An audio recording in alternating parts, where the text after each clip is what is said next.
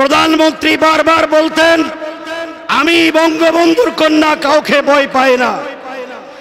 তিনি এমন ভাবে পালিয়ে গেছেন বাংলাদেশের জনগণকে ধোঁকা দিয়েছেন। একজন প্রধানমন্ত্রীর নির্লজ্জ পালানো এই জাতির জন্য কলঙ্ক লেপন করেছে।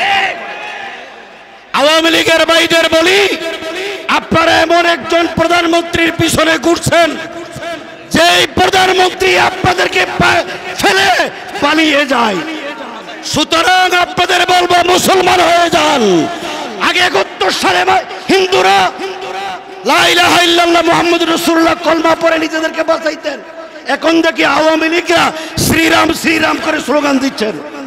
সুতরাং আওয়ামী লীগকে যারা বিশ্বাস করে তাদের ঈমান থাকবে না। এই উবাইদুল মুক্তাদির আপনাদের এলাকার এমপি, তিনি অনেক আলেমদের বিরুদ্ধে দমভুক্তি করেছেন। পরিষ্কার ভাষায় বলি, ব্রাহ্মণবাড়িয়া নয়, বাংলাদেশের কোন জায়গায় উবাইদুল মুক্তাদিরের